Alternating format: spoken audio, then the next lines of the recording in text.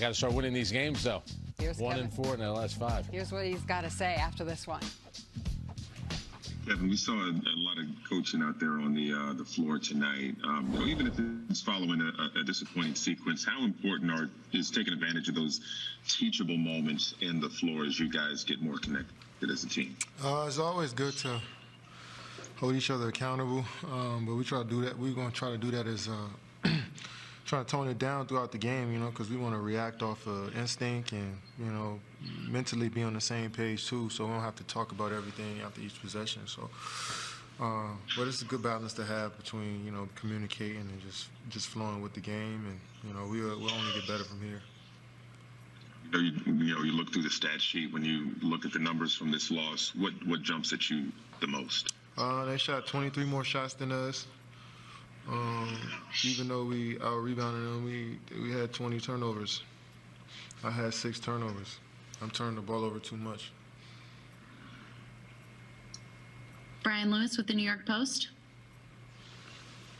Hey, the understanding, obviously, that, high usage players are going to get a lot of turnovers. But, are you seeing a commonality, or are you noticing anything specific with the turnovers between you and Kai? I think you guys had 11 between you.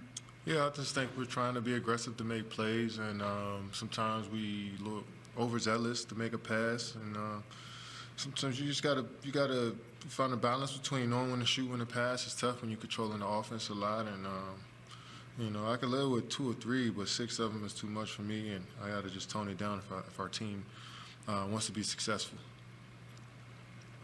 Greg Logan with Newsday.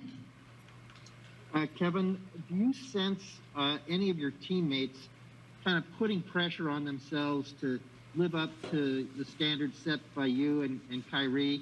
And what do you think can be said, maybe, to help everybody get over this early season hump?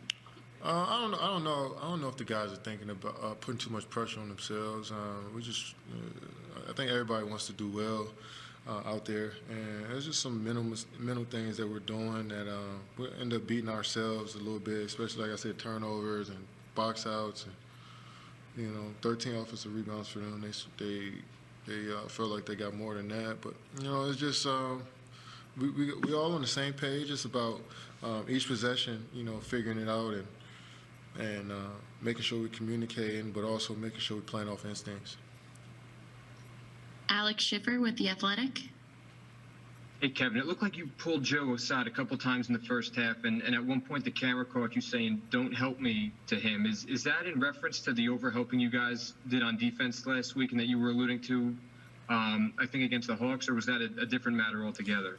Yeah, I think one time I had my guy bottled up, and I seen somebody out the side of my eye just coming over, I guess trying to give some resistance, but I told guys, if I got somebody inside the three-point line, they pick their dribble up, there's no need for you to help, and Joe understood. And I also told him that he can guard, so we don't have to help so much on him, that he can guard at one-on-one. And, I think, we all starting to understand each other even more, and it's only going to get better. Christian Winfield with the New York Daily News. Hey, Kevin, there obviously isn't a lot of practice time in between these games, and that can be said for every team, not just you guys. But given that there's new faces, new players, you guys coming back from injury, what are you guys doing instead of this practice time? And are you kind of using some of these games to also iron out what you're not able to iron out in practice? Yeah, I think we still come in and watch film, and guys get work on their bodies, and we're still mentally locked in. But, it may take some games for us to kind of gauge ourselves and figure out where we are and seeing how we can make some adjustments, because it's hard to get practice time. When we practice, we like to play up and down, and I think that helps us. So we're using the games for, good teaching moments for all of us, and just got to keep grinding. Malika Andrews with ESPN.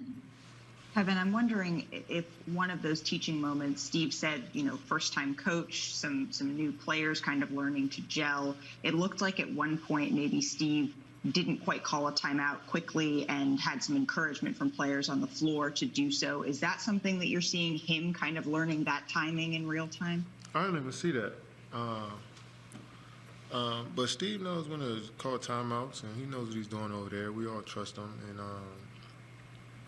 he's only going to get more comfortable as time goes on.